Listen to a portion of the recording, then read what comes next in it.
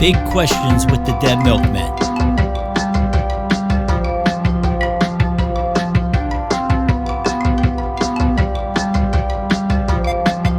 So this week's question comes from me, and it is, what is something that you would like to learn, or maybe something that you already know how to do, but you would like to get better at? In other words, gain some skill or learn a new thing.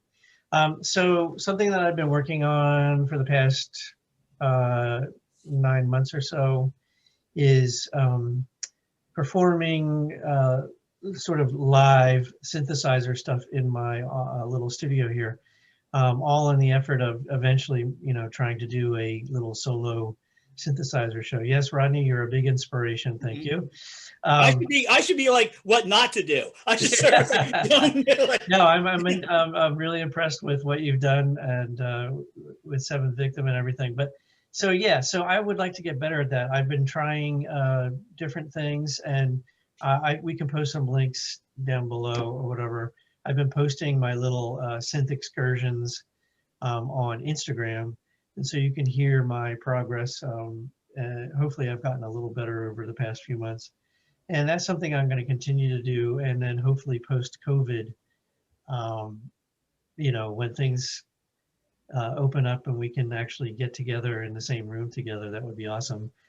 Maybe I'll get brave and I'll open up a show for Rodney's other band. So that's something that I would like to get better at. So come play at the Tusk. We'll all have a show at the Tusk. I think the Tusk is up for because the Tusk is like the secret clubhouse. So I think that's a great place. Yeah, you have to pass a test to get into the Tusk. There's like a form, and it's like a coolness form. And if you fail, you're outside with Mickey Rooney.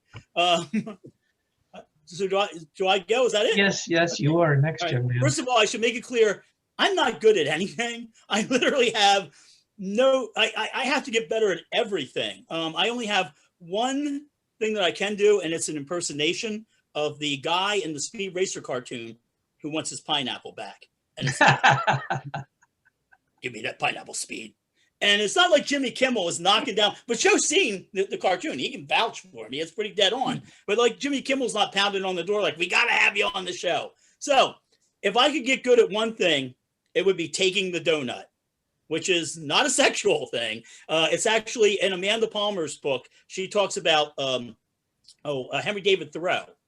And Henry David Thoreau, we all think he lived out on Walden Pond and he had, he was just living off the fat of the land. No, every Sunday, his mother and sister would come over with like a care package. They had like donuts in there and stuff. And so she says that sometimes people, musicians, people like me, people offer me stuff for free. I'm always like, no, let me pay. Like, can we put you on the guest list? No, let me pay. Have one of our beers. No, I'll get one from the bar. Have a free T-shirt. No. And I think if I didn't do that, I would probably have tens of thousands of dollars. Like I would be broadcasting this from my gold-plated Zeppelin. So I need to get better at taking the donut. I was watching a Korg demo. This young lady was really good, was playing on vintage Korgs. And then she stopped and she's like, now this was gifted to me by a friend of mine, and he moved to Egypt. And this was a gift from, and I'm thinking, I would have offered those people money. I've been like, please, no. So it's something I need to get better at. I think if the city of Philadelphia said, look, you've done a good job of promoting this place, have a house, I'd probably be like, oh, I can't take the house off city of Philadelphia. And they're expensive here. I gotta tell you that.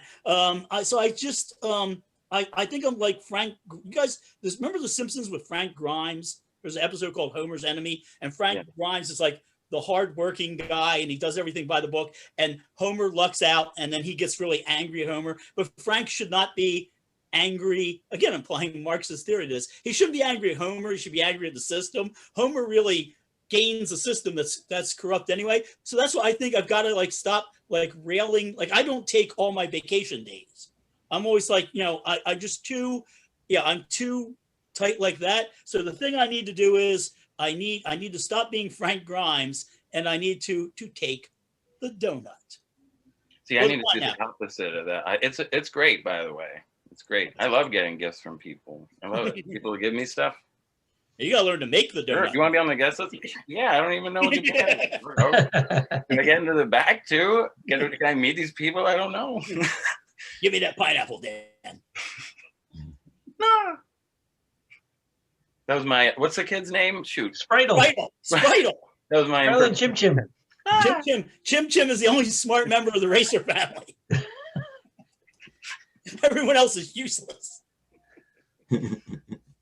Honey, did you have a theory that it's the only show where people could run around going speed, speed? Yeah, Trixie. First of all, that's a rough name for a young lady. But also, and her boyfriend's name is Speed. Spritle's just pure id. Like Spritle's just in it for candy. So they would have like Spritle's mom tied up somewhere. There's a bomb, and like Inspector Detector would go like, Spritle, you have to tell us where the bomb is. And Spritle would go, I will, but give me some candy. And whenever he gets like locked in a trunk, Chim Chim has to get him out. Chim Chim has to run. Yeah, I know we're off topic here, but again, I only have one area I know anything about. I'm a Speed Racer. Joe's turn. I like to learn how to play the guitar I'm out of here. well enough for the Germans to say, hey, that's not bad. But specifically, actually, seriously, I would like to learn how to play slide guitar, which is not something I know how to do. I just thought of that earlier today. What I've been doing recently is learning different finger picking techniques on guitar and learning them through like a YouTube tutorial. I find that helpful. And I'm just thinking maybe I would be surprised if there wasn't any YouTube tutorials on slide guitar technique. But I've never really sat down and said, oh, I want to play slide guitar. But now I do want to do it. Were you sitting down when you decided that too? No, I was standing up. Slide, DiMaggio, slide. No, actually, I was sitting down. I was in my car. I think I'm always improving just by doing. I think we all do it that way. Do things, Yeah. especially when you do things on a routine basis. See, I don't want to get any better at keyboards because I occupy that great middle ground between not knowing jack shit and being okay. And it's like, as long as you're in there, you'll come up with ways to make things work. Yeah, But I've always kind of thought that I even didn't with learn how to keyboards, I play can get bass better. too. But as far as guitar playing goes, I don't think I'm ever going to be good enough. See, but you're one of my favorite guitarists. I would never tell you that because I hate your guts. I would never. But I love your guitar sound. We were talking about distinctive guitar sounds, and I brought yours up. Like, how you know, like just from a couple notes that it's either, that's somebody. And everyone's like, well, there's that Mark Knopfler guy. I was thinking of Merzbow from, Merzbow. Because you don't even have to have anything on to hear that. Just have the window open. Distinctive doesn't necessarily mean it's good or desirable. What's that? Distinctive doesn't necessarily mean desirable. No, I think it does. I think distinctive. I hate. There's a lot of people out there that can. I'm doing an augmented ninth with with the minor and I'm thinking, yeah, and you're boring the shit out of me too. Whereas you don't bore the shit out of me. And you're just going to injure yourself, Joe. It's not going to end well. We're gonna find him in a playground on a slide with the guitar. Like, I don't know. Slip and slide guitar. Ah! Okay, so I just want to keep getting better at guitar. Don't use electric with the slip and slide. I don't think. Yeah, you don't want to use. No, you can't play electric on slip and slide. Okay. Well, maybe that's a good segue into my thing because I want to learn more about electronics. I know a little bit and I can get by, but I've just started a project where I had this like record player, CD player, tape, radio dealy, like all in one thing. And like a couple of the elements didn't work. So I was like, let me take it apart. And I did. Well, I unplugged it and I took it apart. And then I was like, oh, let me plug it and see which, and I was like messing around and I figured out what was going on. But now I'm like, okay, now I have to turn it into something else. And then I want to start messing around with like tape heads, like getting bits of tape and putting them on things that spin and then putting the tape head on it and see if I can make kind of weird things happen. Then I started to think, see, this is the thing. I always have these ideas for instruments, but I don't have like a very good like technical background.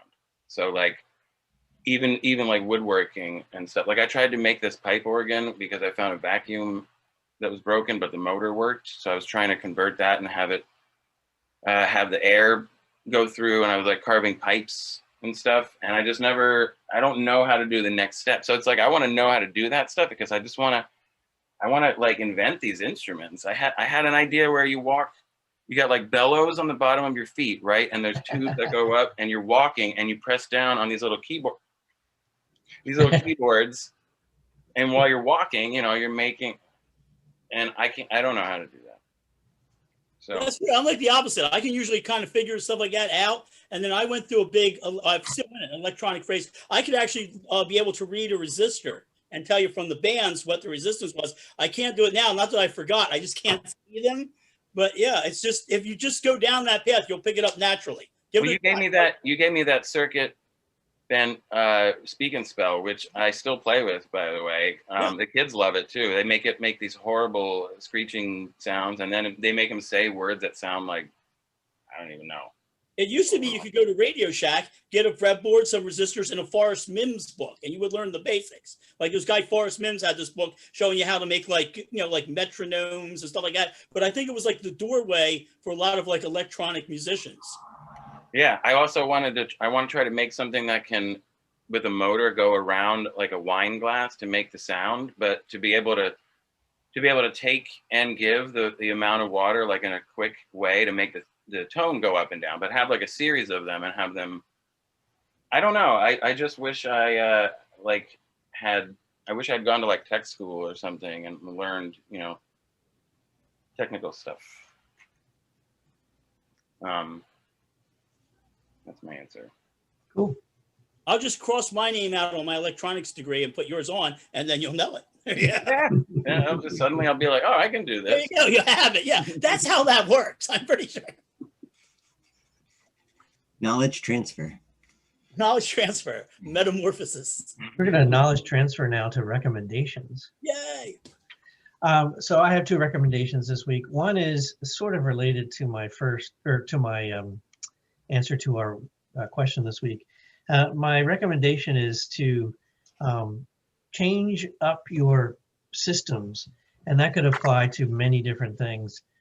Just your system of doing things from day to day, try and switch it up and change it just to see how doing it a different way, or thinking about different ways of doing something that you maybe do as a routine and wondering, well, what if I did it this way? Would I actually, gain more knowledge? Would I get it done faster? Would it be slower? In the terms of what my answer to the question was, what if I hook up this synth to that synth in a different way? Would it make different sounds that might make me happier with the way it sounds, that kind of thing. So I recommend you think about your systems and how you might change them up to learn more things. And my second recommendation is I came across some images online, some artwork by I think she's Russian, but she lives in Berlin, or in Germany. Her name is, I have to get this right, Katerina Belkina, and she is a digital artist. She takes photographs and then she also augments them on the computer by adding, lines and drawing on top of things. And her artwork, to me, has a sort of neoclassical look. It's very interesting stuff. A lot of it's very sparse. So I'll provide a link to her Instagram page, and then there's a very interesting video you can watch on YouTube that she just posted, and you'll have to turn on English subtitles if you speak English, obviously. Unless you're fluent in Russian, then you can just listen to her talk. Describing how she created one of her recent pieces of art. And so you can look at that. So I recommend the art of Katerina Belkina. I like the idea about changing up your systems. People, if you normally mow your lawn on Saturday, try mowing your lawn on Sunday, naked. So I'm going to recommend two albums. One is Serious The other one's a little bit sillier. The first thing I'm going to recommend is it's the 30th anniversary of Coil's Love's Secret Domain. I am a huge Coil fan. I still think that if somebody just had a Coil album and Gazelle Twins Pastoral, that they could make a great album. This is one of my favorite albums. It's a complex album, but it's not complex the way somebody says, oh, this is complex, and you listen to it and you're bored. It's the guy playing jazz guitar with the augmented ninths. That's not here. This is like a complex album that you could play for anybody and they would enjoy it. Now, here's the thing. Because the Coil copyrights, and I just found this out today on what we call that, on a podcast. I already knew about the album, but they were talking about the Coil copyrights. Make sure, and we'll have the link, make sure that the one you get is from the company called Infinite Fog, from Infinite Fog Records. So we'll have the link there. But Coil's Love's Secret Domain, 30th anniversary edition, you will, trust me, you'll love that one. And the second album is a very smart album, masquerading as a very silly album. It's the Gothsicles with the album called Animal Songs. And it's people say, why don't you guys do like fun, happy music? And I'm like, we're sad, broken people. The last 5 years have left us sad. You're not ever going to get a happy album out of us. But fortunately, there's the Gothsicles. And I want to recommend, like I say, the album, again, called Animal Sounds. But I want to point out my favorite track on it is the Gothsicles with our friend MC Lars. And the song is called, I always mispronounce the animal's name, but it's Axolotl Superpowers is the name of the song. So the animal is the axolotl, and that is that weird amphibian creature that lives in the water under Mexico City. They're endangered, and the song is absolutely fantastic. It's a great album. So yeah, so please get both of them. You need those. Thank you. I like to recommend a book called How to Write One Song. I've always believed that anybody can write a song regardless of musical ability, and the author of this book apparently also agrees, Jeff Tweedy. It's a succinct book. There's not too many extra words in it, and it's short, and he gets to the point, and it's like you won't be intimidated by the idea of writing a song if you've never written one. And you could read this, you'll be able to write a song, and maybe you'll write more than one after that. Who knows? I would like to recommend go to your local library if it's open. I used to take the kids like once or twice a month on a regular basis, and then we haven't gone in a year. And I went today while they were at school, but it's changed a little. They don't have the books for sale anymore, which was upsetting, but understandable, because they were a quarter, and sometimes you get some really good books. But yeah, I would suggest go pick up a book. Like Dean said, if you don't pick up books, change your system and go pick up a book. The one I picked up is called Joan, and it's about Joan of Arc. And so far it seems cool. I'm not going to officially recommend it yet because I just started reading it today, but maybe in the future. Cool. But when COVID's over, Dan, I'll hook you up with some breadboards and resistors, and don't grow a beard though and move to like a cabin in Montana. Don't start building things that, just generally taking it. No. There's no nefarious deeds in store. I just want to be able to do weird shit. I can recommend. I'll throw in one more recommendation, and Rodney probably has watched videos by this guy on YouTube. He's an English guy named Marcus Fuller. I think his name is Marcus Fuller. He goes to like used like the flea markets and boot sales, as they call them in England, and buys like old keyboards and stuff. And he's like in electronics. I mean, he can fix anything pretty much. But he shows you how to open up these instruments and figure out what's going wrong. And he shows you how to solder and how to fix things. So look up his videos. I'll provide a link. If that's not his names and send me an email or something. Yeah, I think it's Marcus. And there's also a guy a lot of people know about, Sam, from the Museum of Everything, who is actually like me on a lot of caffeine. He's like, but yeah, he loves playing around with electronic stuff, ripping stuff apart, making new things. And he says like, oh, this wubbly jubbly in here. Oh, that's nice. Yeah, he's pretty intense. Well, yeah, at some point during the pandemic, I was like getting a little stir crazy. So I was like, let me go back to teaching myself about electronics, because I've been doing it for a long time. So I took a whole bunch of shit apart, like kids' broken toys and stuff. And I was like just harvesting for anything that looked like, and then I collected it all and I had it in this like tackle box. And then I was just like, all these DC motors, probably like a dozen of them, little tiny. And I never did anything. I was like, oh, I'm going to make things with it. No, it's the ADHD. There's a great science fiction story where these guys build these robots that replicate themselves smaller and more. So it starts out with larger, and they give them like a for parts. They start off before they begin cannibalizing the bigger ones. They give them a what do you call that? Like a bucket or whatever of spare electronic parts, and that's what they start taking apart. But they misread the code and they make more in a generation. It's like a mutation. So they start like tearing everything apart. So then they manage, it rains because they use cheap parts. And I'm ruining the story for everybody, but you have to find a book from 1925 to find it. And they rust. So that's what kills the infestation. But one guy thought, wait a minute, if they misread the genetic code once, they could have misread it again and started building themselves out of gold, something that wouldn't rust. He goes, I'm only thinking this because it was announced today that the Eiffel Tower collapsed. I mean, a really good short story, really. I ruined for everyone, but the way I told it was mesmerizing.